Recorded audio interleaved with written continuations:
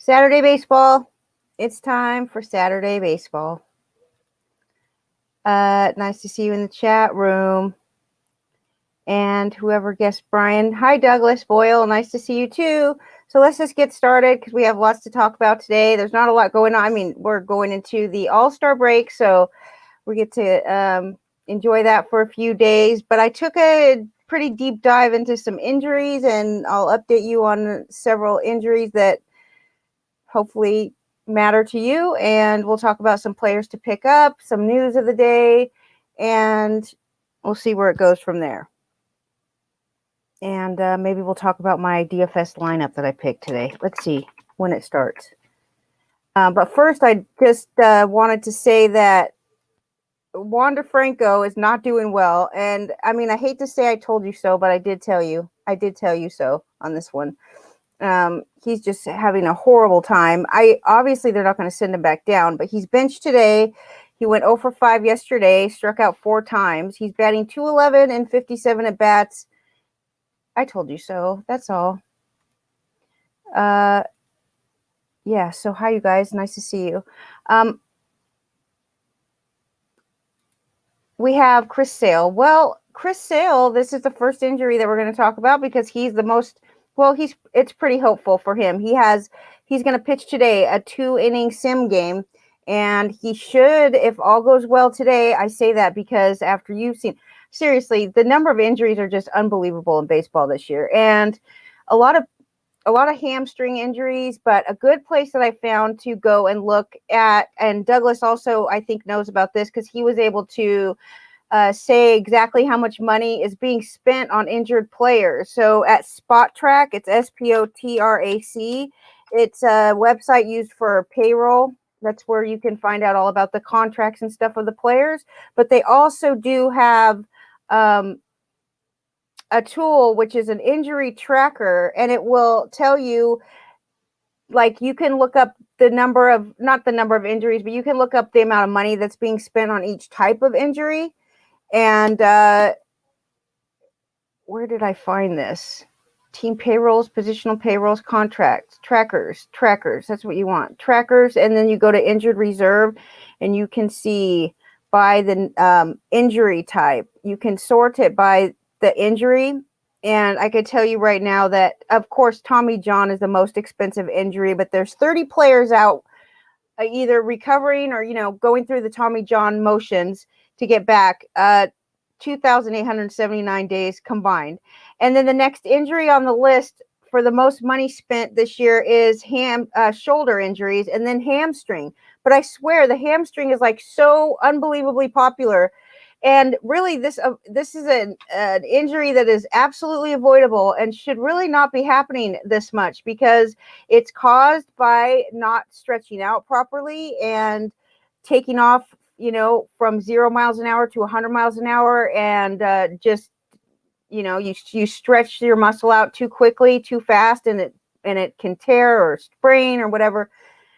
The hamstring injury should not be happening this much, and it is. It's happening all over the place. Even especially with my pitchers. I didn't look at all the pitchers, but I went over a group of injured players that we're going to talk about, and a lot of these come down to a hamstring injury. So with Sale, it is good news. So far, so good. Cross your fingers on this one because we've already seen this scenario play out this year with Severino, with Noah Syndergaard, with like more than one pitcher on his way back to help your fantasy team. And then all of a sudden he's out again. He's not on his way back anymore. So Sale is like the lone guy left that's coming back from injury that hasn't pitched all year, and it's looking positive. So next week they say that he could start his rehab at AAA, and that is positive. We'll see how it is next week at this time. Eloy Jimenez is a very popular guy right now. He's on Instagram talking about how he's coming back quickly, and he's way ahead of his timeline, but that's just really not the case. Eloy, he left the game on March 24th, and he hurt his shoulder trying to jump over the wall and save a home run from going out of the park, really. March 25th, they said he had a ruptured left pectoral tendon. they said that he would be out for 5 to 6 months, and then right before he went into surgery, they said he would only be out 4 to 5 months. So it went down by a whole month, the timeline. So that would be it. The ETA then would be late August, and it would be between late August and late September. Then it went down a month. So then it was between late July and late August, which is right on track, right where we're expecting him to be back. But at The Athletic, I always am following the injury mailbag, and I'm always following like what they're talking about. They always put that article out right before Saturday. So it's always a hot topic on Saturday afternoon for me. And the writer said that this is a type of, all these are types of injuries that need to be carefully, taken care of. Because what happens if you don't take care of it properly, if you come back too soon, if you push your body too hard before you're healed up, you run the risk of hurting yourself, and sometimes hurting yourself worse than you were before you got hurt, which means that's the last thing you want to do is come back too soon. It's definitely not going to help you in fantasy, even though it feels like you want the player back right now. It does say that it will take a significant amount of time for Eloy to get his strength back in his chest and his arms. So if he returns, he's going to be weaker. He is going to return, but he is going to be weaker than he was before the injury. That's just a given. If he comes back too soon, he's putting himself at a huge risk of suffering a brand new injury. He is cleared to resume baseball activities. About 3 weeks ago, they say early August. He's all gung-ho, but I don't know. For me, the last person that I'm turning to find out a player's timeline on return is not the player. Because if it were up to the player, he'd be back today. And it also said that this injury is going to affect his power at the plate. It's going to affect it. There's no way around it. Luis Robert, but the thing is that the White Sox are in a really good spot right now. I won't be surprised if I see them make a move. Actually, they could use a little more help, but Gavin Sheets is doing great. Both Luis Robert and Eloy are on their way back, and so you think even like for fantasy, our season ends sooner than the normal season. So for the most part, most fantasy leagues stop early. It's not as helpful for us, but for the actual White Sox, these two players are huge, and if they both come back as we think they are going to, we think they are, they're going to have a couple months of really important playing time for the team. For you might get a month out of them if you're lucky. Luis Robert is behind Eloy Jimenez, so he suffered a grade 3 right hip flexor strain on May 3rd. He did not need surgery, but he was given 3 to 4 months for recovery timeline.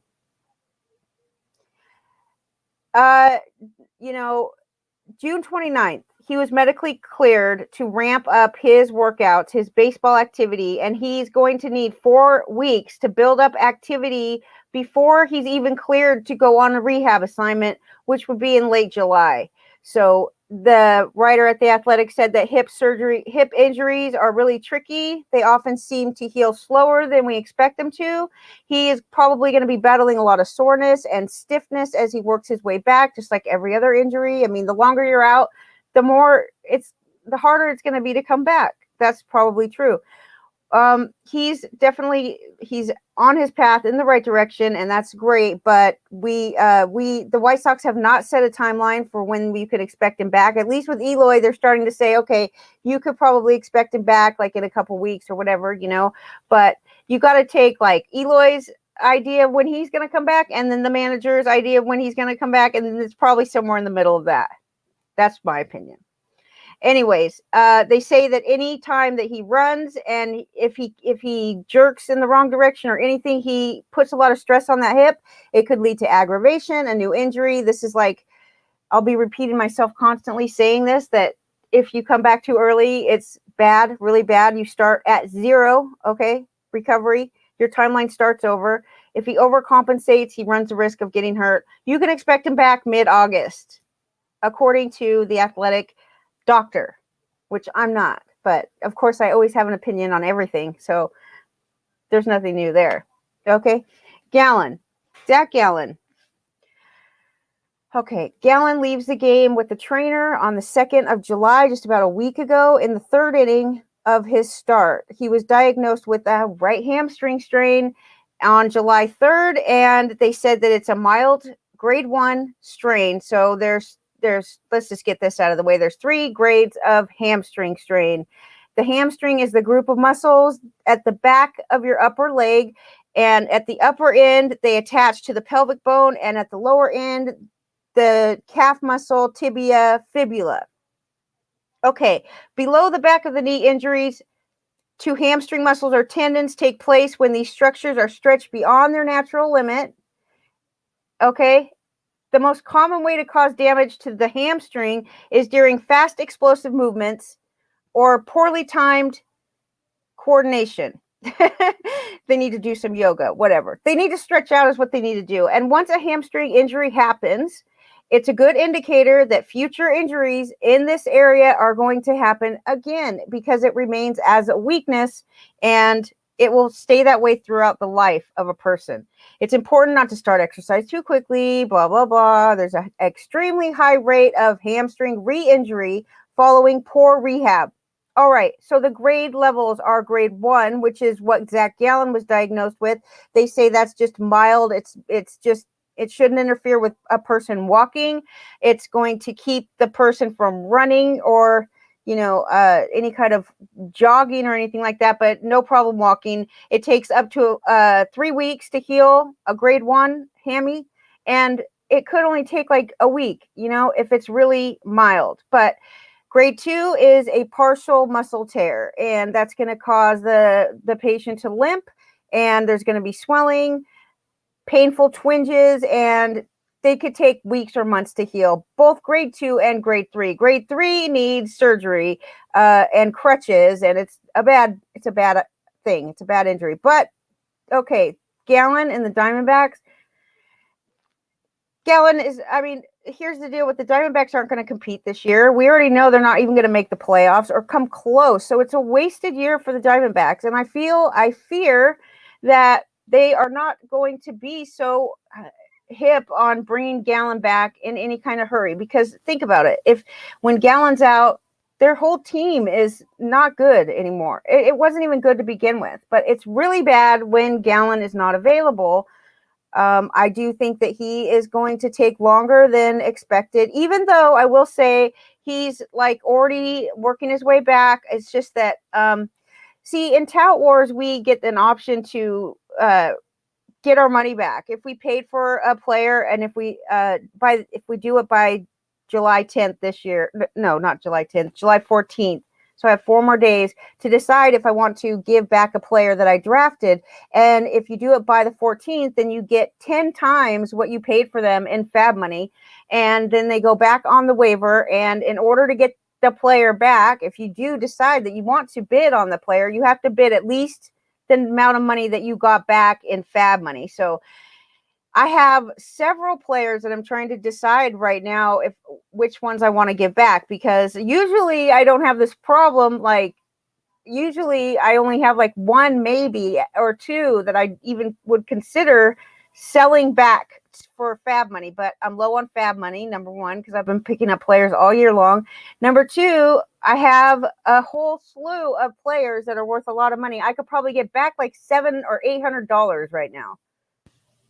That's no joke. I have Gallen, Buxton, Eloy, Luis Robert, Nick Anderson. I have all kinds of them. Most of them are on this list. So anyway, I'm considering what to do. Gallen was $26. I would get back $260 for Gallen alone. But I guess it comes down. You guys tell me what you think in the chat room. Would you sell back Gallen for $260 and then just run the risk of him coming back and pitching? I also have Lamet on this team too, so he's another option, and I got to get rid of some of them. So another one I don't have on any teams. I wouldn't probably have on any teams, but he was in the article for the injury, so I think I'll update you. A lot of you probably have them. If people are even watching the show on Saturday, baseball is not that popular, to be honest with you. Anyway, Alex Bregman, left quad strain on June 16th, and then on June 23rd, they said he was still 2 or 3 weeks from return. Now, on June 29th, then they say that he was at least a month away from returning. So that's putting him back, setting him back to early August return. Then after that, they reported that he's way ahead of his timeline. That was after they saw the results of an ultrasound that they did. But so every day it seems like they change their mind on Alex Bregman. The recovery time for a grade 2 quad strain is 6 weeks. And running is by far the most crucial activity when you're coming back from this injury. And Bregman noted that is, you know, it's important for him to not create any bad habits or alter his mechanics. He's actually, Bregman has a history of injuries on the lower half of his body, including hamstrings, because I think he spent some time out with a hamstring strain. I don't have his injury history in front of me, but I remember seeing it before. So I think he missed 20 games last year. In 2020, he missed 20 out of 60 games. So he missed a third of the season last year because of a hamstring problem. So this one isn't a hamstring, it's a quad, but they're very close to each other, you know. They're right in the same area. So anyway, of course, if he returns late July, the lady that writes this article said that if he returns in late July, that you can expect poor numbers and another injury. Okay, because of this. But if he comes back in August, then he has a above average outlook. You know, last year, after they got caught with the trash can and all of this, he had a career low batting average. He had his second lowest on base percentage. He had the worst slugging of his career. He did take walks. Okay, so that's good. He could still see the ball, and he didn't strike out that much in comparison to the rest of baseball, but he definitely didn't walk anywhere near, or, you know, he was not anywhere near as successful at the plate as he was in the season before that, when everybody was telling him what kind of pitch is on its way. I really don't think he's going back to the 41 home run guy that he was in 2019, or I seriously don't even expect him to get close to that. I think that you can expect 25 home runs out of this guy, a good batting average, a good on base percentage, but nothing like it was when he had, you know, a 423 on base percentage in 2019. That is just above and beyond his payroll. Okay. His talent is not there right now. He has 7 home runs on the season with 34 RBIs in 59 games.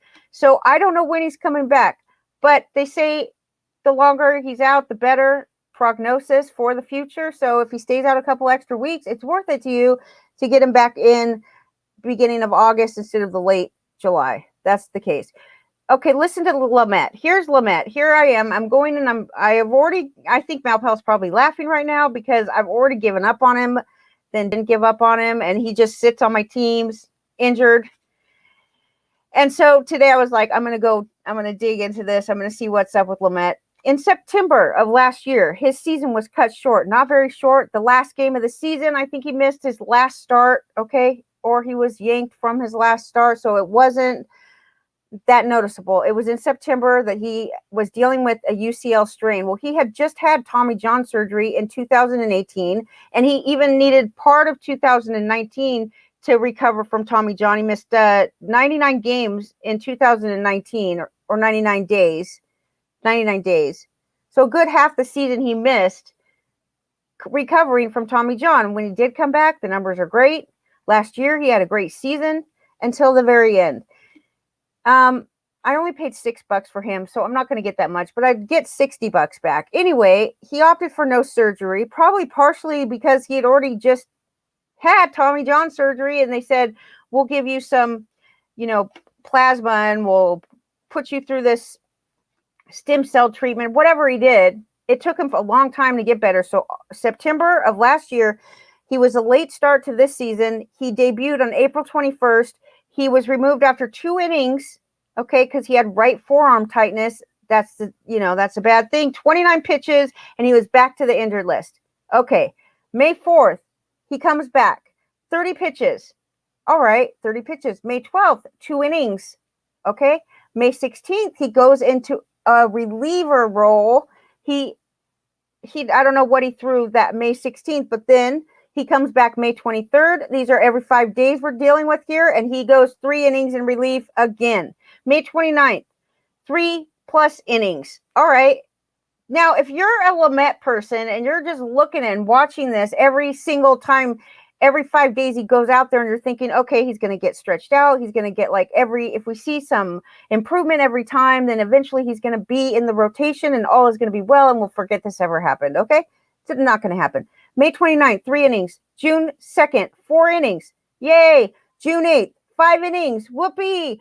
June 14th, 4 innings, 75 pitches. Okay, great. June 21st, 5 innings, the best outing of his season so far. 5 innings, 81 pitches. He only threw 5 innings twice in the season. And at this point on June 21st, he was working with the 2.81 ERA, 37 strikeouts, 11 walks.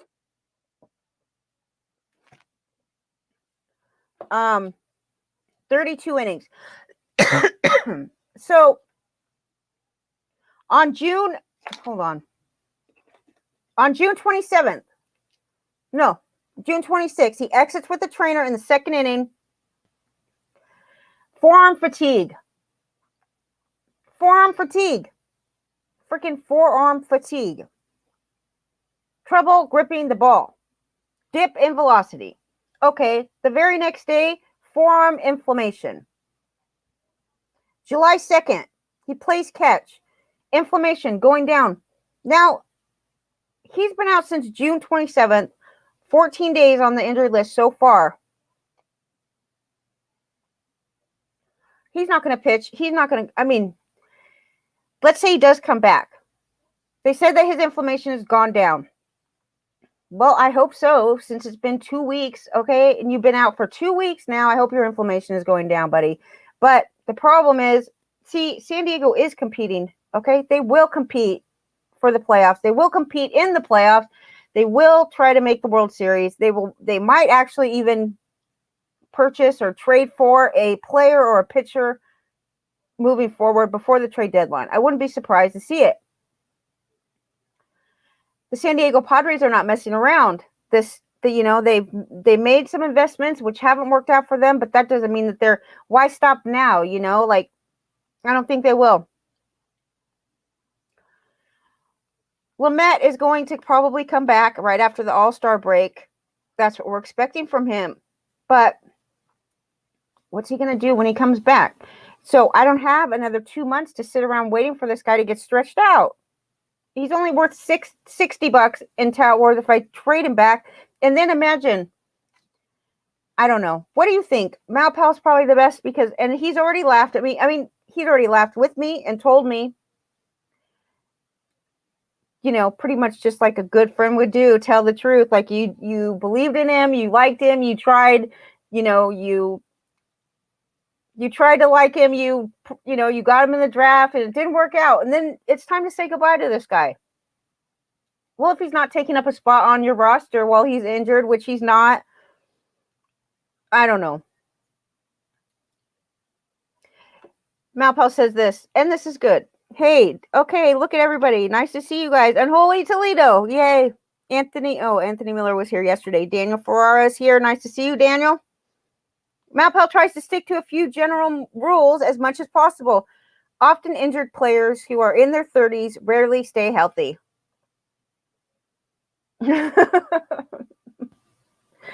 That's true. Is Lamet in his 30s, though? I mean, he hasn't had a long career if he is. So, moving on. Carrasco. He's on another team of mine. So in 2020, he started the season great. This is after coming back from leukemia, which he missed 89 days in 2019. He comes back in 2020, back before anybody thought he would be back. He is definitely in his 30s. He started out last year, his first 3 starts were 6 innings apiece. And then he had 3 starts where he only lasted like 4 innings, 3 innings, and 4 innings again. He finished the season, though, after that with 6 great starts. And he ended it with a 2.91 ERA in 12 starts. And then he was traded to the Mets, okay? He was not hurt to end the season, but he arrived late to camp this spring. On February 26th, they said that it was not injury related, that he was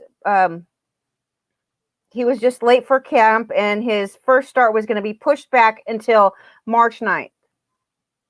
So March 10th, he was dealing with soreness in his elbow. He was shut down for a few days, and then he was ready to resume throwing on March 14th and he did, 75 feet. March 16th, he had an 18-pitch bullpen session. Then he had a simulated game on March 18th. He's expected to make his first start in the rotation when the season started. That was 2 weeks away still. And then that same day that they said that, after his bullpen session, he was doing conditioning and he hurt his hamstring. On March 18th, the MRI showed a hamstring tear, which would be 6 to 8 weeks until he was going to be out until at least April. Well, we all know it's July now, and he's still not back. It's been 16 weeks. So, in March, he resumes throwing. April 2nd, he threw live batting practice. He was week to week on that day. Then April 4th, he threw 2 innings. April 24th, he threw 4 innings in a scrimmage game, and he was on track to return in the second weekend of May. Right? Okay, that doesn't last long. Then he goes out on April 30th and throws 5 innings in a game. Then on May 4th, 6 innings, simulated game. His fastball was up. It was 96 miles an hour. It was great. He was throwing all of his pitches. And then he was transferred to the 60-day injured list, just like that. What? Okay, so that was May 6th. May 19th, he gets spotted playing catch in the outfield, but nobody wants to talk about his timeline or anything. They just saw him playing catch with the assistant pitching coach. That was May 19th. June 5th, he starts throwing bullpen sessions. June 9th, he's no longer throwing off a mound anymore. Done. What? June 11th, it says that he received a platelet-rich plasma injection in his right hamstring. Then, July 1st, we're almost there. Now he's been throwing bullpens recently, it said. And then on July 6th, his velocity hit the mid-90s again. Here we go. It feels like deja vu. We're back to where we were at the beginning of, when is the last time? May 4th is the last time his velocity went to the mid-90s, and he was doing great, throwing all of his pitches. He faced live hitters on the 6th of July, 4 days ago. He threw all of his pitches, and that was a live batting practice session. So, yesterday it said that he's scheduled to throw live bullpen session today. Okay, if everything goes good, he could go on a rehab assignment next week. He's right on track with Chris Sale, basically, at this point. If there's no setbacks, we can expect him back late July, early August. And it's going to take him till September to get fully stretched out. They did say, sometimes the managers say that we're not going to bring him back. We're not going to put him back in the rotation until he's stretched out and ready to throw 6 innings. No, they said that they plan on bringing him back before he's completely stretched out.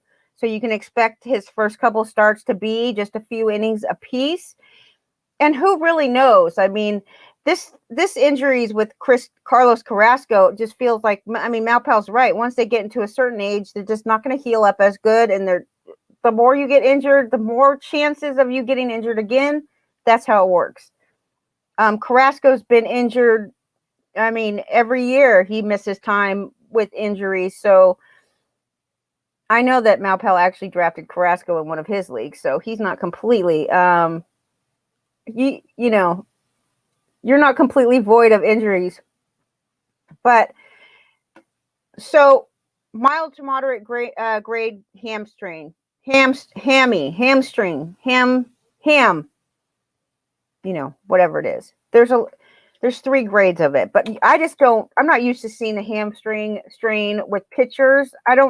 Maybe I just haven't noticed it because I haven't been just decimated by hamstring injuries before, but I did look up like the statistics on the number of hamstring strains there are in baseball, and it's been growing every year for like the past 10 years straight. Starting in 2010 to 2016, the number of hamstring strains continued to rise every year. Not that much, but it was. And this year is just, I think it's crazy. It really is. So even if it feels like it's crazy, it's because it is crazy. So let's move on to Strasburg. Oh, did I tell you? The ETA on Carrasco is late July. Close. I mean, after this next week, he's going on rehab. So we'll see. Strasburg is the next guy on the list. Everybody says, why did you draft Strasburg? You know better than drafting Strasburg. Well, I'm sorry. I don't really feel that bad about it. He pitched 209 innings in 2019, and he struck out 251 batters. And his ERA was like low threes, if that. It might have been in the twos. It was just great. It was good. Whatever it was good. He's been out since June 2nd now. He's a pain in the neck. That's really what it is. Comes down to he's a pain in the neck. He has a pain in the neck. He has his trapezius muscles. They strain like the back, shoulder, neck area. Anyways, he's missed 39 of 100 games so far this season, and an MRI in early June showed a strain tightness in those muscles. It talked about it's a group of muscles in the upper back and neck. It's going to lead to pain and tightness, making it difficult to pitch. He also missed time with shoulder inflammation already this year. And the doctor at The Athletic said that these two injuries are probably related to each other, because when you have an injury, you even subconsciously change your mechanics to protect hurt muscles or to avoid pain.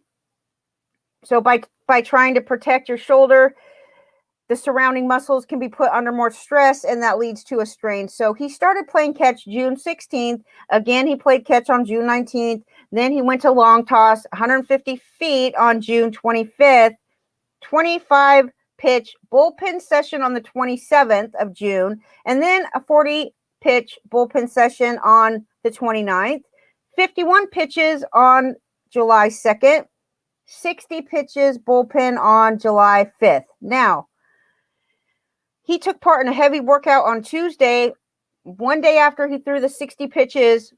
Next, he's going to face live batters. The best case scenario here is late July. The question is, do I get rid of him?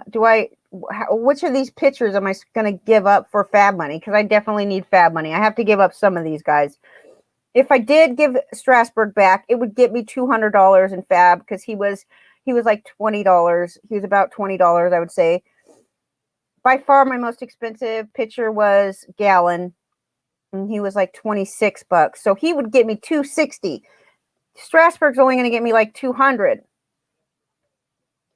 In 21 2/3 this season, he's 1-2 with 21 strikeouts and 14 walks. That's a 1.38 WHIP and a 4.57 ERA.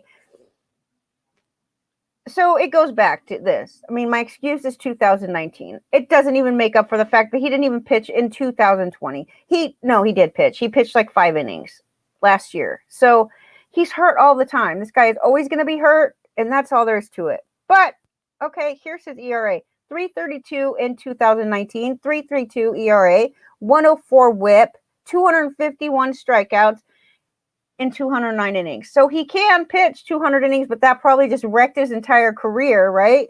Now he's just going to be hurt for life, because he missed 33 days with a sore elbow in 16, a strained upper back, 23 days in 2017 with the right elbow nerve impingement.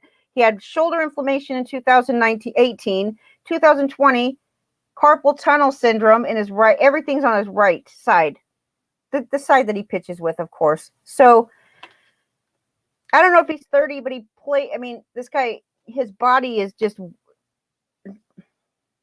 Some players are just injury prone, because they're just like it. I believe that it has a lot to do with the way that they raise these pitchers nowadays. They don't even raise them tough. They don't train them to be tough. They train them like they're gonna break if they fall down, and they do then break when they fall down. And that is in my opinion, as you know, I'm not a doctor, but once again, I have an opinion. I don't think it's good for the health of pitchers or players to treat them like China dolls.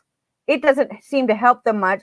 Back in the day when pitchers were going 9 innings every game, they were disappointed if they didn't pitch a complete game, and you got guys going 350 innings pitched in a season. Those guys were tough. Do you know why? That's because they went out there, and when they practiced, they threw 150 pitches. When they warmed up, on their days off, they were trained, they throw 150 pitches so that when they have to go onto the mound and start a game, they can throw 150 pitches. Right now, we're like, oh, don't throw more than 60 pitches. These bullpen sessions, I can understand coming back from injury, but we're talking about this is going over to into the games, and these pitchers can't even make 5 innings. They need to change what qualifies as a win, because pitchers can't even get through 5 innings anymore. That's ridiculous. And I do believe that there's something there. They think they're being nice to pitchers, and they're saying, oh, when they're young, they're just keeping their innings down and all of this. Man, I bet you Nolan Ryan, when he was playing in Little League, when he was pitching, I bet you he was pitching every game, and he was like, I will go on 1 day rest, I will go on no days rest, and I will just go. That's what they were doing back then. They didn't have Tommy John surgery yet, and I'm sure there were quite a few careers ended because they didn't have Tommy John. But nowadays, Tommy John epidemic is the worst it's ever been, and it continues to get worse and worse. Maybe we're using Tommy John more like quicker than we used to. Maybe that's part of it. But when you're a fantasy manager and you should start to question at least a little bit. It should cross your mind when you're picking out your favorite pitchers.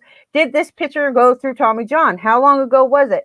Like, there's something to that. If a pitcher's already had Tommy John, you're like, okay, well, his elbow is like nice and strong probably, and who knows, but the chances of him having another Tommy John are probably pretty low. If they haven't had Tommy John yet, but they're dealing with injuries, it's like, the guy is destined for Tommy John. There's no doubt about it. They're going to do it as early in the career as they can possibly get it done so that they don't have to deal with it later. Anyway. He is going to be, so we're done with Strasburg. Tell me if you think which one so far I should get back. I have Gallen, Strasburg. I also have Luis Robert and Eloy. So, I might not even get to the playoffs in this league if I don't do something quickly. I'm in a good spot to get to the playoffs, I think, but we'll see. I seriously stopped looking. I only look at my team on Sunday night. On Mondays, I get my team in order for Monday through Thursday, and then I change the lineup on Friday, and I don't look at the standings. I don't look at my matchup at all. I haven't for a couple weeks. I'm just so sick and tired of looking at it and being like disappointed because I lose by 1 point or whatever the reason is. Like, I just have horrible timing in this league, but whatever. I keep doing my moves. I keep making my moves. My team is only going to be as good as it is. You can only make moves twice a week. So I don't know if it's helping me or hurting me. Like, I don't even want to look. Okay. Schwarber, Kyle Schwarber, this guy was on fire. Okay. He was hitting like crazy right before he got hurt.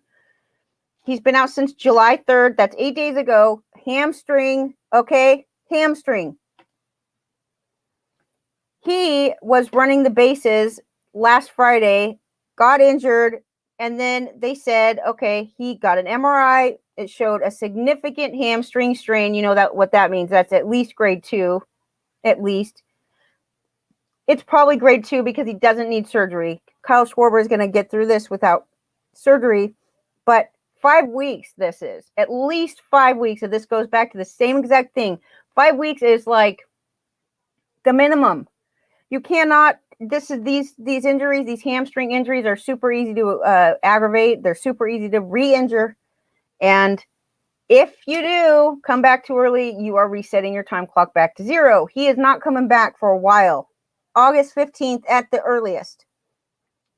And because of that, because of this 5 weeks, you needed to come back from this.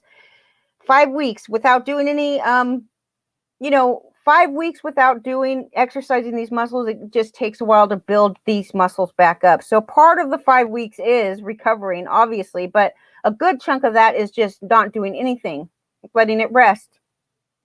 Running is not a great idea. He doesn't have to run that much because he'll hit the ball out of the park and he can kind of like trot around the bases. So, but he injured it in the first place, so there's something to that. And he's not on a team where he could DH. He's on a team where he has to actually play in the field, and that's not good. So he's already dealt. He missed 178 games in 2016. He had torn ligaments in his knee. So we'll see, but he is not coming back soon. But what a great run it was, right? What a great time it was when he was doing that. ETA August 15th, I would say even later than that. It's a loss for him. Byron Buxton. Byron Buxton, who has worse luck than Buxton? Nobody does. He was doing so great too, and I was so excited when he came back. He came back on June 19th. June 19th, he played in 3 games, and then he was hit in the hand. Now he has a broken pinky finger. They call it a boxer's fracture. It's really just your pinky finger he got hit by a pitch. Now he's out again. He's been out 19 days now. It's been. So in 110 plate appearances, he had 10 homers. Average that over a full season, okay? With 5 stolen bases. This guy can steal bases. He's probably actually, as he gets older, he's not 30 yet. He's only 27. He's like in his prime years, okay? If he could just, right? He used to be more of a stolen base guy than a power guy. I think now that's reversed. I do not expect him to be stealing like 30 bases anymore. Even if he played a full season, I don't expect him to steal 30 bases, but I do expect him to hit for power. And he is just an excellent fantasy guy. If he could only, famous last words, stay healthy. So this guy, dude, it makes you wonder, dude, because he got hit with this pitch, okay? His pinky finger is broken. He does not come out of the game for 2 innings. In fact, he brushed off the coach and stayed in the game, and then he continued to play for 2 more innings with a broken pinky, or broken metacarpal, 5th metacarpal. So I guess it's your 5th finger. It'd be your pinky finger. Anyway, it's like right at the base of your pinky. They said he doesn't need surgery, but this is the type of guy that he is, which makes you wonder, like, how many times has he actually played on an injured body part, and it just kept getting worse because of that. That's what they do, these types of players. Anyways, it was a simple fracture. They say the recovery, it could last 2 to 3 weeks, up to 6 to 8 weeks, but it seems like his ETA is the beginning of August. So Byron Buxton, missing 17 days with a strained groin in 2017, missed 57 days with a fractured left toe in 2018, plus migraines. He had migraines that year. Then he had a concussion in 2019 from running into the wall, okay? And then he had a shoulder, kind of like what Fernando Tatis is dealing with. It's called subluxation or something. It's like, instead of popping all the way out of place, it only pops out partially, and then it goes right back in. It's like it just is risky, because even though it pops back in, every time you do it, it stretches out a little more and runs the risk of popping out completely again. Anyway, that's what happened to him. He bruised his wrist. He's been out for all kinds of things. But I feel like as a player matures, they stop running into the wall so much. They're not as injury prone, because they make smarter decisions than they did when they were a gung-ho youngster, like running into walls, or like falling down on the base pass, diving and doing all this. Buxton is not doing that as much, but anyway, I have him too. I have Eloy, Luis Robert. I could tell you exactly how much I get back for these players, and I need some fab because I'm down to like $30. So I'm going to tell you which players and how much they're worth. And I have Buxton for $8. That would get me back $80. Luis Robert was $19. He'll get me back $190. Eloy was $27. He will get me back over $100. Wait, $270. Gallon was $26. He'll get me $260 back. Glass now is another one that I didn't do in this list, but I did pay $22 for Glass now. He's worth $220. Strasburg worth $220. Lamette $6. And Nick Anderson was only $5, so he could get me back. He's going back. He's giving me back $50. So think of all this money. If I added up all this money, I would have over $1,000 in fab money. No doubt about it. So I'm going to probably get rid of Glass now. He's 22. Although, let's see. Kevin Cash told reporters yesterday. No, this was not yesterday. This was June 18th. They got encouraging news from the doctor. He was going to be shut down for 4 weeks. Okay, so he's been out since the 15th of June. 4 weeks would be July 15th. That's in 5 days. He'll pick up a baseball in 5 days. He won't be back. It's like all these guys. I don't know. He's worth a good chunk of money, though. He's worth $220. So the White Sox are in first despite their lesser fill-ins for losses of Eloy, Luis Robert, Nick Madrigal now too, Yasmani Grandal now too. It's crazy. Everything with the White Sox, they're still doing well. Does it say a lot about La Russa? Of course, Douglas has to dog on La Russa. And, you know, where's Matt Hooper? He likes to dog on La Russa, too. Let's go, Matt Hooper. You're being very quiet today, which makes me think something's up with you. Where are you? La Russa, dude, deserves respect just because of the duration of time that he's been in and the experience that he has in the majors. And I think that deserves respect no matter what you are or who you are or how many DUIs you get or any of that. You know, his actions in baseball, they speak for themselves because there is no other manager that's active in baseball that has as much history, experience, more than he does. He deserves respect just for that. Longevity is something, right? So anyway, the White Sox have nothing to worry about either. That's what makes me think, like, why would they rush either any of these guys back if they don't have to? If they make a move, they could easily do what they've been doing all season, right? And I mean, look, I don't think La Russa deserves all the credit for this team doing well with all these injuries. I think that there's a certain level of talent on a team, but the manager is there to promote camaraderie with the players, to engage and make the players do their best. And there's something to that. And, you know, there's all kinds of different players are not thinking the same as they used to. They're much different than they used to be when he was younger. You know, like when Ozzie Guillen was a manager, things were a lot different. Baseball was better then, by the way. Baseball was better then because Ozzie Guillen is the best freaking manager I've ever seen in my life. I don't know. Maybe he wasn't. He probably wasn't, but he's the most entertaining manager. And players worked their hardest when he was their manager because they knew that if they didn't, they would be totally called out or benched. Or I remember one time that the White Sox were not contending, and it was like maybe the last year that he was with the White Sox. So it was coming to an end. It was like 2010 or something, right around there. But he caught his team doing their fantasy football lineups and shit in the locker room, in the dugout, whenever they were doing. They were not paying attention to baseball because they weren't going to make the playoffs that year, and they were just pretty much just done with it. They were in the dugout doing their fantasy football, and he freaking lost it, okay? And it's classic what it was. I just like it, okay? Entertainment. We don't have any entertainment like that anymore. Let's talk about the week ahead, the weeks ahead going forward. There's some players. I'm just kind of, I don't know, I'm getting kind of burned out on this, but here we go. I have to do it every week because I have so many injuries every week, and I might as well share it with you guys.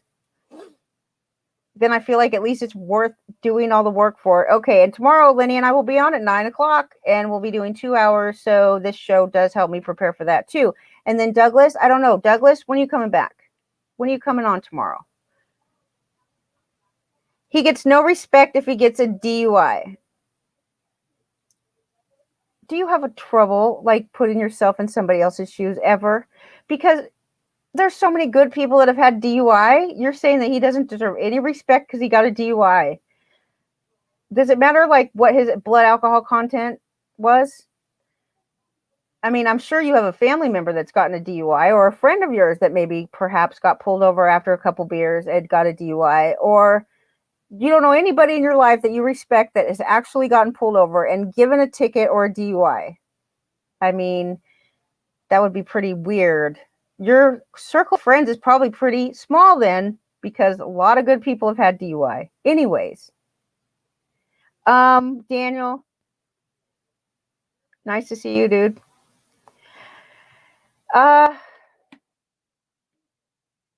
Anyways, what was I saying? Well, let's go back to this. Going forward, let's just go there. Going forward, Vidal Brujan was called up. You know how I feel about youngsters. You know how I feel about rookies. But he plays, so in the minor leagues, okay, in the minors just this season, Tampa Bay has been doing a good job of having their minor league players appear at other positions because they have too many shortstops. So they've been using these shortstops. That Vidal Brujan played 14 games at second base, 2 games at third base, 7 games at shortstop, and 27 games in the outfield. That was in the minor leagues before he was called up recently. So he was called up on Wednesday. He got sent back down on Thursday, and then he was recalled on Friday. He's played in 3 games so far at the major leagues. He's played 2 games in the outfield and 1 game at second base. Who knows what? They're the worst team in baseball to figure out playing time. We can all agree on that. I think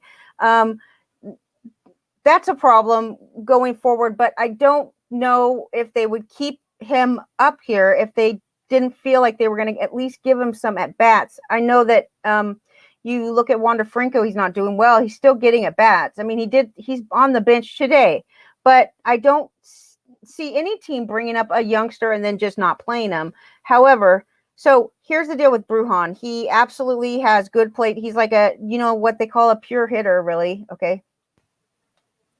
He, hold on. He struck out 15% of the time at AAA, and he walked 15% of the time, or right about that. So he's absolutely good with plate discipline. He had an 82% contact rate.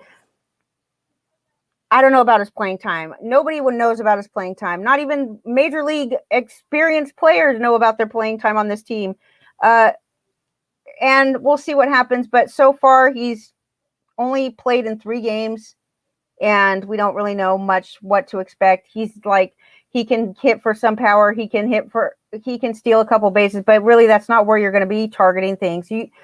I would just stay away from him.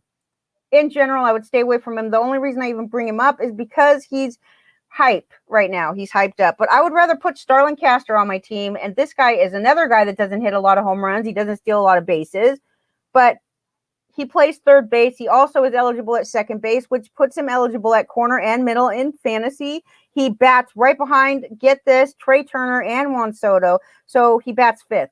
He is in a great spot in the lineup for runs and RBIs. His batting average is good. It's been great over the last 10 games. In the last 10 games and 41 plate appearances, he's got 7 runs, 10 RBIs, a home run, and a 486 batting average with a 537 on base percentage. He is not really somebody to grab for counting stats, but his batting average, when I say counting stats, I mean like stolen bases or home runs, but he does get runs. He does get RBIs, and he's got 38 RBIs on the season so far with a 276 batting average and a 328 on base percentage. And once again, I will stress the fact that he hits right behind Juan Soto. If Juan Soto's doing well, That's a good. He'll get on base. He might actually be the guy that hits in Trey Turner to begin with, but the point is he's hitting behind Turner and Soto in a pretty good lineup. Okay, I'd rather have him than Vidal Brujan, even though I know most of you would disagree with me.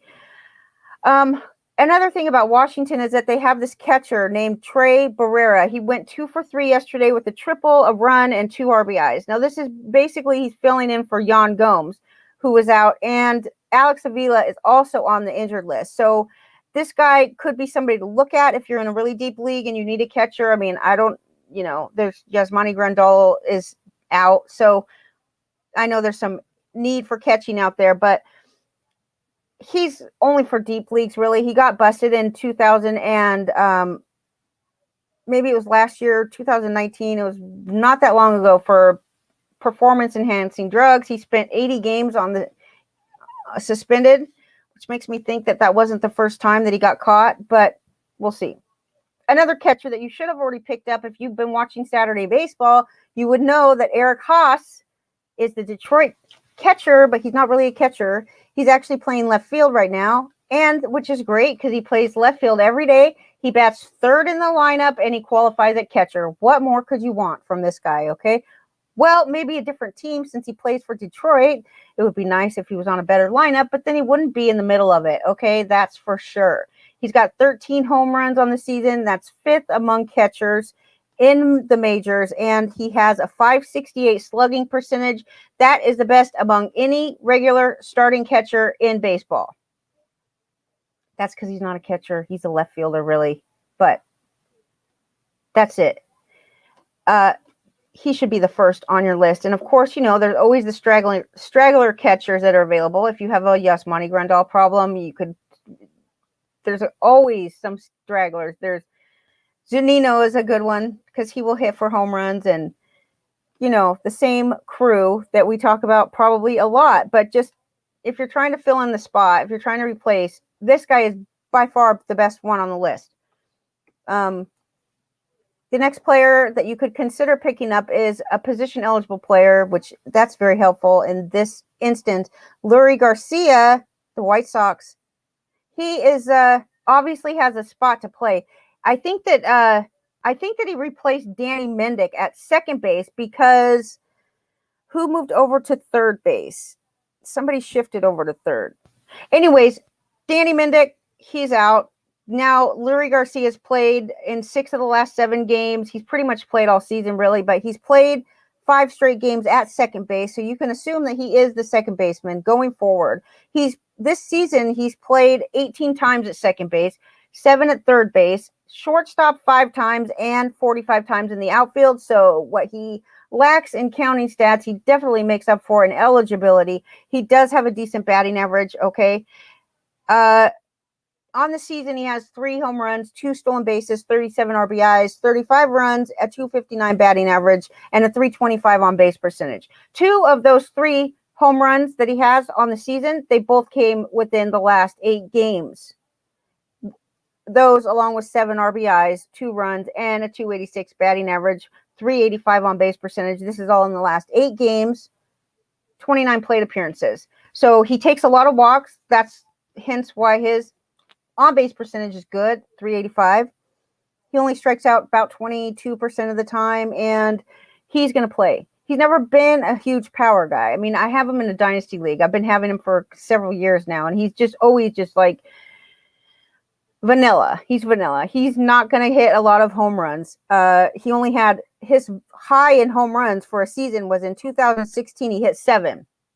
So he's never cracked double digits in homers, and his high in stolen bases was in 2013. In 2018, he had 13 stolen bases. So you can expect him to have single digit home runs and stolen bases, but he's going to keep getting bats, and he's going to keep getting runs. He's going to keep getting RBIs, and he's going to keep continuing to help you with eligibility. If you can't find a guy like Joey Wendell or Wilmer Flores. Wilmer Flores, people.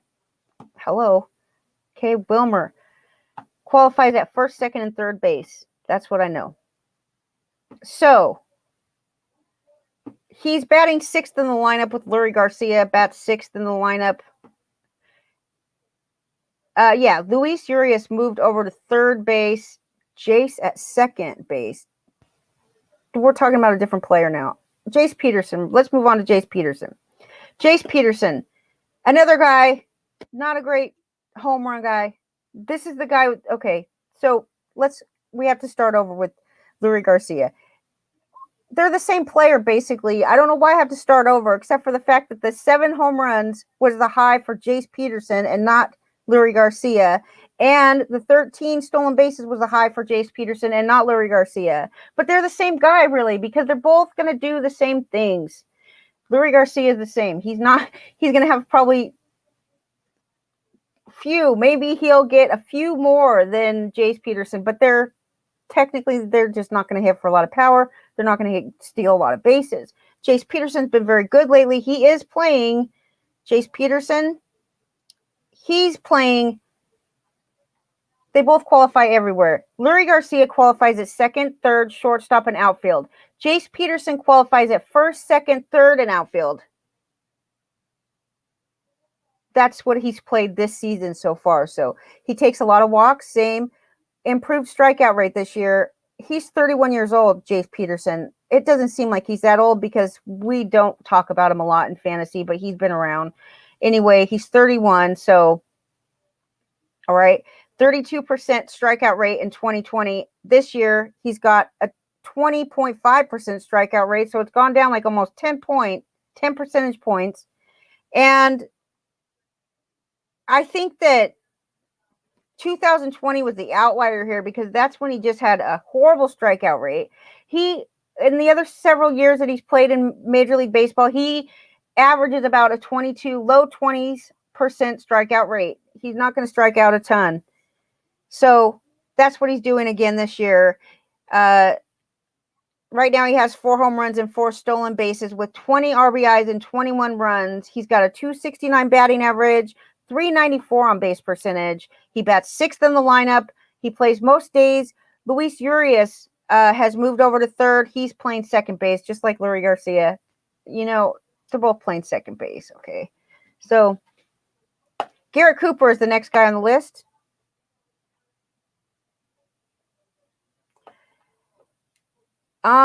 Let me make sure that I didn't miss any very good information while I'm confusing my notes with each other. Luis Garcia I was correct in saying that 2 of his 3 home runs on the season, they came in the last 8 games. Okay, along with 7 RBIs, 2 runs, and a .286 batting average. That's Luis Garcia. With Jace Peterson, in the last 8 games, he has 2 home runs, 6 RBIs, 1 stolen base, a .292 batting average, .379 on base percentage. I'm telling you, it's the same guy. Okay, so it doesn't even matter that I got all confused. Garrett Cooper, he's played first base 18 times, and he's played in the outfield 37 times, so he qualifies both first base and outfield. He plays for Miami. He plays both corner outfield spots, so that is helpful because you have Adam Duvall on one side and Jesus Sanchez on the other side, and Garrett Cooper is a guy that's going to strike out 30% of the time. Right now, he's striking out 28% of the time. His contact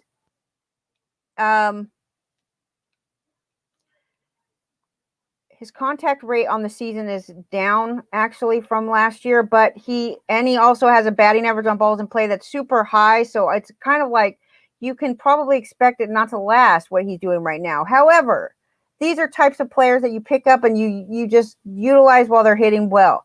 In the last 13 games, Garrett Cooper has 4 home runs, 9 RBIs, 9 runs, and a .471 batting average. Okay, that's not going to last, but that's what's going on right now. Duvall just recently missed a few games because he was had an illness of some sort. He doesn't hit lefties very good, and we've seen him actually sit out against lefties at times this season. So really, between first base and both the corner outfield spots, I think that Garrett Cooper's been finding a place to play, although who knows how long that will go on. Jesus Sanchez is only hitting .192 right now in 26 at-bats in July. He's not doing well in July.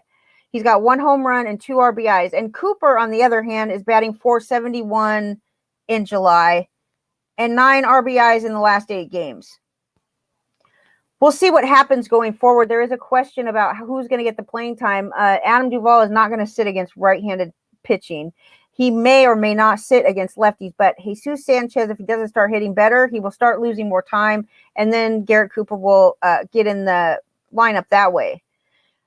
So Harrison Bader, he only qualifies in the outfield. He used to be like, well, what do we expect out of him? Because it seems like he's always hurt, but he actually hasn't missed that much time being hurt. He only missed 11 games in 2019 with a strained hamstring. Right now, he was a speedy player. I don't know how speedy he is, but when he was coming up, it was like this guy runs super fast. He's like a showboat on the base paths, and he doesn't have great contact. But he's 27 years old. He's played in 30 games so far this season. He only has 11 runs, 6 home runs, 16 RBIs, and he's only played in 30 games out of 100. So there's that. But he was injured on May 25th. He had a right rib hairline fracture. He was trying to dive for a catch, and then he was reinstated July 1st. July 3rd, he hit a grand slam. 6 games since the grand slam, 24 plate appearances. He has 1 home run, 3 RBIs, a .273 batting average, and a .333 on base percentage. So seriously, though, he bats .175 at home. I don't know if that's a trend that's going to continue, but I do think so, because since 2009, he's only hit .172 at home, and his batting average is much worse at home than it is on the road. He's improved on his strikeout rate this season from around 30% to less than 20%. His contact rate is up to 81%. His batting average on balls in play is only showing .215, so he's getting unlucky. He does bat 6th or 7th in the lineup, and he could be okay, like, if he continues to hit good. None of these guys are that exciting. I would be much more excited to pick up Wilmer Flores, but I already have him on my team, so I can't do it. Anyway, Taylor Widener. These are just some pitchers to look out for. Coming up this next week, we have a break, so there's not going to be like 2 start pitchers going Monday through Sunday. It's going to start the week is going to start on Thursday. I think there's only 1 game on Thursday, and then the rest of the league starts back up on Friday. So you'll have like 1 weekend worth of starts, and then we'll start over on the next Monday. But right now, we're only going to talk about what's going to happen throughout this coming week. And I think that there's a couple pitchers that I would be paying attention to, even though I think they're all available. Taylor Widener, he may not be available if people had a spot to stash him when he's been injured most of the season, but he has a 2.54 ERA and a 1.16 WHIP. He is an Arizona starting pitcher, so don't get too excited for wins here. But after 28 innings and 6 starts on the season, look, his first 4 starts were very good. He pitched at least 5 innings in each of the first 4 starts, and he then got hurt on May 23rd. So yesterday, he made his first start coming back from injury since May 23rd, and he lasted 4 1/3 innings, but only 3 hits allowed, 1 earned run, 2 walks, and 5 strikeouts. He's not good at home, just like a lot of pitchers aren't good there, but he only started there 1 time, so I'm not really going to say that he's not good at home. If you look at his splits, you'll say he's not good at home, but he's only had 1 start there. So give him a chance. But going up against the Dodgers yesterday and being able to get through that, he was on a pitch count, so I'm not surprised he only went 4 1/3. I think the bases were loaded when he came out, and he got really lucky because the runners that were already on base did not score thanks to the guy that relieved him. So there's that. But we'll see what happens. I think you should pay attention to him going forward if he's available. In 23 innings on the road this season, he's got a 1.93 ERA. That's compared to a 5.40 ERA at home in 5 innings, though. So we'll see. But another pitcher to watch, this guy is old, and this is like no joke. I don't know how old he is exactly, but I've been remembering his name from a long time. It's kind of like Heath Hembury, who's been around forever. And it's like this guy was probably drafted the same couple years. Willie Peralta, he's going to pitch in Minnesota tomorrow. So here's what he's been doing. He threw 5 innings with no earned runs, okay, and no walks against Cleveland on the 30th of June. And then he turns around and he throws 7 scoreless innings without any walks again. That was against Texas on July 5th. So tomorrow he's going to pitch against Minnesota. I would keep an eye on him to see what he's doing because he has been actually pretty good. 14 2/3 innings, no earned runs, 2 walks, and 11 strikeouts. I just think you should keep an eye on him. That's all. I'm not like that excited about him, but I just noticed that he was throwing a lot of innings and he was not walking anybody and he was not giving up runs, and he's doing okay with the strikeouts. So Mike Foltynewicz is another one to even just pay attention to. Today he's pitching against Oakland. I don't know what's going to happen. Who even knows what's going to happen? The last 2 times that he faced Oakland, he's pitched 6 and 7 innings. Okay, and even the one thing you can say about Folty is the fact that he does typically pitch deep into games, and his strikeouts are okay. I think his biggest problem is the number of home runs that he allows or gives up out of the park home runs. Like, he's given up at least 1 home run or allowed at least 1 home run in the last 7 outings. He's at least 1 home run allowed, but he's not walking a lot of batters. And the last 2 outings, he's pitched 7 innings each time. And now if you're in a points league, that is serious, dude. That is some serious points. Think of it. 7 innings times 3 points is 21 points just in innings pitched. Okay, if you give up a home run, you're okay with that in a points league because you're only giving up, like, you get docked a point for a home run allowed. You get docked 1 point. So what? You're getting 3 points every time the guy goes out there and pitches an inning. So you can give up a couple hits. You can give up a couple home runs. You're okay. All right. So that's the thing. I think he's, I would not be completely against putting Folty in, depending on the type of matchup that he has, because typically he goes deep into games, and especially in points league, that is so valuable. Okay. Anyways, he does give up earned runs. We have 4 earned runs in 7 innings, 2 earned runs in 7 innings, 2 earned runs in 6 innings. So it's not horrible, but it is something. Another guy that's like mediocre at best, but there was a time when Kyle Freeland was worth looking at and rostering. And I recently picked him up in a league to stream him, and I was like hesitant to let him go again. I don't know why, because all I have to say is that he's had some good starts lately. He pitches better at home, just like every Colorado pitcher does. I don't know why they do, but they pitch better at home. He left his last start with a blister, so there's that to be watching out for. But yesterday, he pitched 5 innings, okay? And in the last 4 starts of Kyle Freeland, he's pitched 22 innings. He struck out 20, and his ERA is 1.64 in the last 4 outings that he's pitched. 22 innings, that means he's pitching between 6 and 7 innings. He's pitching a good number of innings. ERA is 1.64 again, and his whip is 1.09. He's striking out 8.2 per 9 innings.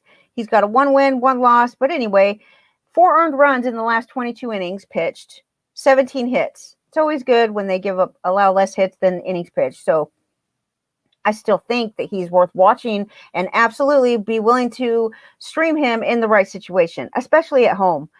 The Colorado Rockies are the horrible team on the road.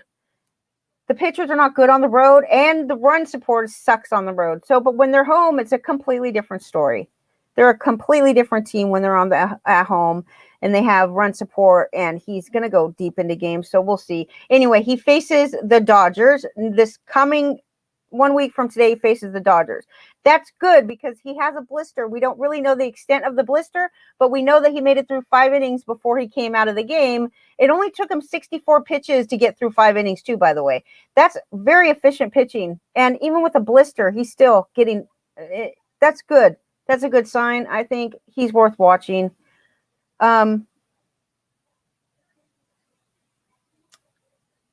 What else do we have going on? He actually hasn't given up an earned run in the last 2 outings. So the last 11 innings, 6 hits allowed, 10 strikeouts, a 0 ERA, and a .91 whip.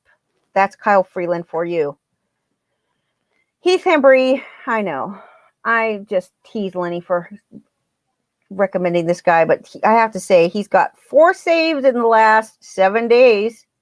No, 3 in the last 7 days and 4 in the last 2 weeks. So one has to assume at this point that he's the closer. He's getting the saves in Cincinnati, even though he was drafted in like 2000. No, was he drafted in 2009 or something? But whatever, he's getting the job done. There you go, Lenny. You were right. I was wrong. And that's the only time I'm going to say it. Joakim Soria. He's another guy that I've given up on completely, but he has 2 saves for Arizona in the last 7 days. These teams don't get enough save opportunities to even matter, really, but I just thought I'd update you on what's going on with the closer situation. Hansel Robles is getting saved, too, in Minnesota, even though Taylor Rogers is clearly the first choice for the save situations. He has a couple saves, I think, in the last 7 days. Robles has more saves than Rogers, but don't quote me on that. I'm just saying both of these guys are getting saved. So, and then in Boston, you have Ottavino and Barnes. I know that like Barnes had the job going into the season. It's his job, but it seems that maybe they're thinking that Barnes needs some more rest lately. And since Ottavino is doing a good job saving games, maybe they'll give him more opportunities because they both have 3 saves in the last 2 weeks, both Ottavino and Barnes. They're both going to continue to get saves going forward, I have a feeling. When you compare hammies to TJ, when I compare hamstrings to Tommy John, you have to remember that a Tommy John guy is out for 2 years and a hamstring maybe 2 months. But I don't know. I don't remember comparing those two, but maybe I did. Matt Hooper, you're something else. You're something else, Matt Hooper. Something else. I'll call you a tool like I call Lenny.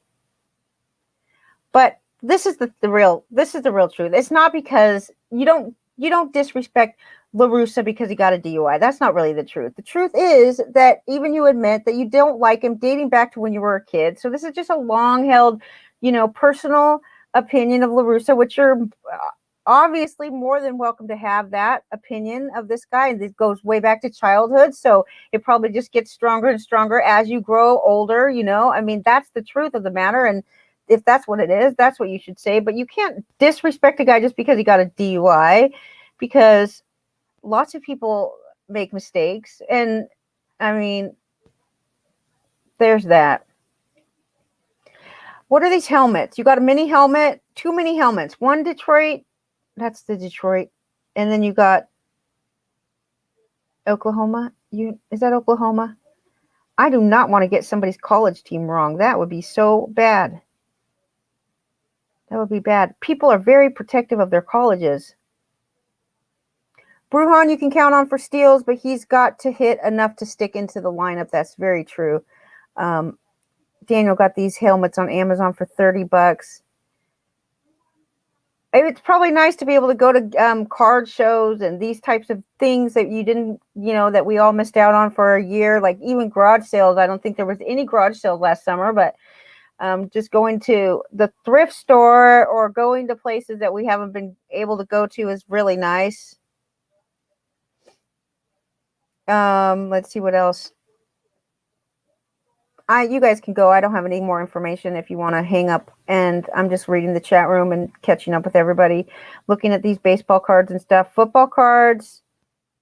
Everybody's talking, and it's wonderful to have a good conversation in the chat room today. So thanks so much for coming and hanging out on Saturday Baseball. Those of you who did sign up, that did say they wanted to play or in the second half league, I'm working on those. The invites should have been sent out for one of the leagues, and the other league I'm working on still.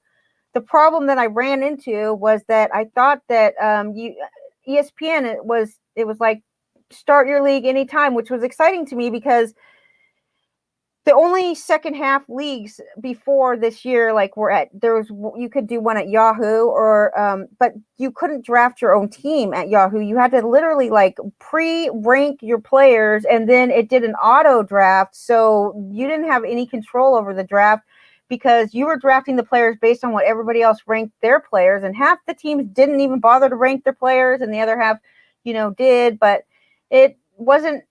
I mean, drafting is like the best part for me. So that was not as great as it could have been. And then I saw ESPN was like, start your league anytime and draft anytime. So then I go in there and I fill out the league and I'm all ready to, okay, we're going to do a slow draft because there's no way to get everybody like available at the same time, to do even though before slow drafts became a thing, people were finding a way to get together and at the same time for the last 25 years, but still it seems like you can't make that happen anymore. So I just think it's nice to have 3-hour picks and everybody gets a chance. And so then I go to put the league together and they're only giving me a couple options for draft. And one of them is you can have up to 120 seconds per pick. That's it. So there's no such thing as a slow draft in ESPN. So now I'm like, what the hell? Should we just play at Fantrax or should we do our draft there and then I'll pull in all the players?